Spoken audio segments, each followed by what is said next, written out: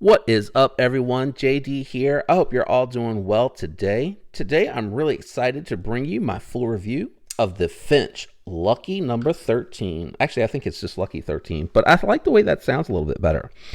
The Lucky 13 has a 2.4 inch 154 cm blade steel. Nice steel offering there. 3.2 inch handles. I have the Cocobolo wood. I think that's how you pronounce it anyway.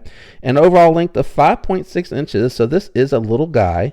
And a surprisingly heavy claimed weight of 3.5 ounces as I bumped the tripod. Sorry about that, everyone. Let's go ahead and check that 3.5 ounce claimed weight. You can feel it too. It definitely feels heavier. Yo. What the? That was weird. I've never had to do that before. 3.2 ounces. So QSP is the manufacturer of this knife, if you didn't know, so no surprise, their weight's usually dead on. Let's run through some quick comparison knives that I like to use on the channel just to give you an idea of how small this guy is. First up, the Spyderco Yojimbo 2. This one here also very close to the Para 3, so if you have one of those or are familiar with that, very similar in size. Next up is the Spyderco Shaman. As you can see, this is just much bigger overall. So this is a much smaller knife. I would constitute this, I'm going to tell you right out the gate, as a 5th pocket carry knife, or a knife that, you know, if you don't really need a big pocket knife, I guess you could main this knife. But for me, this is a 5th pocket carry, a very small, lightweight knife. All right, next up, we're going to bring out the crossbar lock knives. First up, the Benchmade Bug Out. This one here, as you can see, just much longer, much bigger. And I'm also going to go ahead and bring out my SIG K320 really quickly just to see how small this is. Don't think any more comparison knives are needed. So if you are hoping to see the Royal or anything like that, I don't think that's really necessary. What I'm going to do before I get into the knife, I am going to actually show some comparable knives, get that out of the way first. So first up is going to be the Kaiser Original. It is a little bit bigger, but we're getting a little closer in size. Another knife from Kaiser that might be comparable is going to be the Feist. Feist does have a little bit more length to it, but the presence of these two knives are actually more slender when you're talking about profile. So that's why I wanted to bring those out here. I got a couple more. Just get these guys out of the way really quick. Actually, I only have one more. I apologize. I forgot. Sold the Odom. The Civivi Banter, and the Civivi Banter is actually smaller, but I think this is a really good comparison for these two knives and thought it would be worth bringing out. So I did mention that this guy is a little bit weightier, but it also is much thicker than the Banter. So you can see from that standpoint, it does take up more space. Part of the reason and part of how they kept the cost down is because the steel bolsters are just that. They're stainless steel, and it is a stainless steel frame lock on here as well. Stainless steel liners, stainless steel bolsters with a titanium pocket clip. I really wish in this instance on this knife that they would have just gone all titanium in the bolsters and just put a steel insert on the lock bar if it was possible.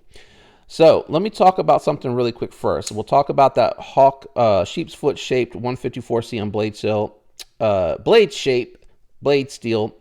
It works really well. It actually cuts through the material and keeps it in the blade path. I like the fact that you get all this cutting surface. You can't lay it flat onto the ground because the flipper tab gets in the way. But when you're actually talking about use, getting into like an envelope and getting in there works really well. One of the downsides of their 154 cm on this one is I actually had to take it and strop it. It was not cutting really well, and you can see it is fraying the paper up. So I probably need to strop it a little bit more. So my particular experience on this one is it's not quite what I expect from QSP on their knives. I actually had to strop it to get it to do that, and I didn't want to do too much more before I did the review. Another thing I wanted to talk about is that the lock bar detent was a little bit light. So I did go in and pull it over a little bit to get it a heavier detent because I was finding that it wasn't deploying. It was just doing that there when I was actually trying to do a real flip. Now I've increased the detent, but what's happened as a result of that is the lock bar has moved in a little bit. And I'm okay with that because I really prefer the detent to be heavier so I can get this blade to deploy a little bit easier and consistent, because now it has enough strength where I can ramp it up and it'll break and come flying out of there. Before I was doing that, and it was just, and it's going to be hard for me to duplicate that. Before I was doing, I'm trying to actually hit the knife there. Before it was doing that way more often than it should have been. And it did not affect the centering when I brought the lock bar over. And this gap has always been here. So that was one thing that I thought was a little bit weird, that they didn't have a little bit more material in here to hide it, because I think it would still operate well. But you can see, because I brought the lock bar over some more to get some strength there, it did pull it out. Before it kind of sat like it did on the show side, but it was just so light that it wasn't working. So I'd rather have the strength on there and make this part probably a little bit thinner up at the top. But you can see where, as it goes towards the pivot, I've pulled it over so much to get that strength, which I don't think it really makes a difference for a knife this small. And if you're drawn to this modern traditional look of this sway back type knife with the Kabola wood, you know, I just feel like this type of knife is kind of a niche. It's not really something someone's probably picking up as their primary knife. At least I don't think so. I could be completely wrong, because a lot of people love their knives. I see them in my Instagram feed, and I think they have a really cool look to them. But they're really thick and chunky. They're pretty heavy knives. And, you know, from my one experience, the detail on this one was really light. And I basically had to, and it didn't affect the lockup. The lockup on it is still at 50%, exactly where it was before. I just pulled that bar over just enough, and you can see when the detent ball is engaged, it sits completely flush. It's falling in stronger now when it's in the closed position. In the open position, you're not going to be able to tell that because it's closed. But again, that liner, that bolster, actually acts like a lock bar stop. Sorry, I couldn't think of the word for a second. So you can see when I'm going over, it's actually acting like a lock bar stop and not letting it go past that.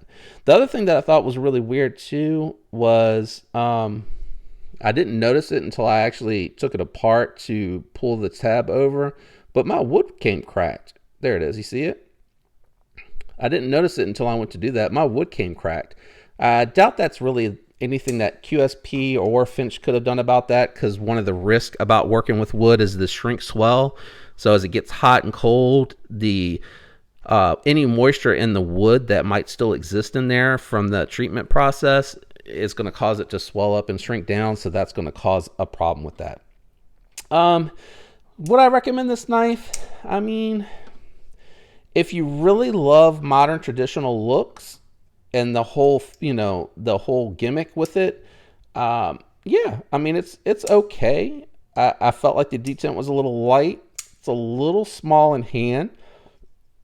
I know it would drive up the price of the knife, but I wish that they would have been able to use titanium or aluminum bolsters to lighten up the weight of the knife. I think the stainless steel, when you brush it, looks really good, but I think even the aluminum bolsters and just having the lock bar be steel would have made this a little bit lighter. I would have liked to have seen some weight savings in there and for them to use some aluminum. I think that would have been really cool looking. I like the sway back. I like how they did the wood. I actually love the Finch logo in there. I think that's really cool. I appreciate the titanium pocket clip, at least, and the fact that it's flat, because at this size, you don't want, you know, this awkward pocket clip causing it to be even thicker. It's already kind of chunky. The blade didn't come very sharp. That could be just a batch or one that I got out of my batch that it wasn't really sharp. But again, you really have to want to get into that modern traditional. I also think one thing that I'd like to have seen is just the nail nick be on both sides. I think if they would have done that, you could have flicked it. I don't think I can do it left-handed because I'll be sitting on the bolster and I don't have the pocket clip to get into. But yeah, my finger's getting under there. You probably could have gotten a little bit of a flick out of there, but that's a minor thing. But I just think from an aesthetic standpoint, it would have looked good to have it on both sides. I think I'd like to see that change as well. Overall, pretty cool little knife, nice little 5th pocket knife, and I definitely will be keeping this one in my rotation. I like it enough to where I think it's so different that I actually want to keep it. If you enjoyed this review, do me a favor, leave a like. I appreciate the support. If you'd like to follow along, think about subscribing, and if you do, don't forget to set that notification bell to all so you get alerts whenever those future videos drop. Again, appreciate the support. Be on the lookout for a giveaway this month. This should be uploading in April. I'm going to be doing another giveaway. That video should be coming out soon, and you're going to need to have that notification bell set if you want to get an alert when that comes out to see what free swag I'm going to be giving away in April. Thank you everyone for your support. It means the world to me. I hope you all have a fantastic week. Stay sharp until next time. Peace.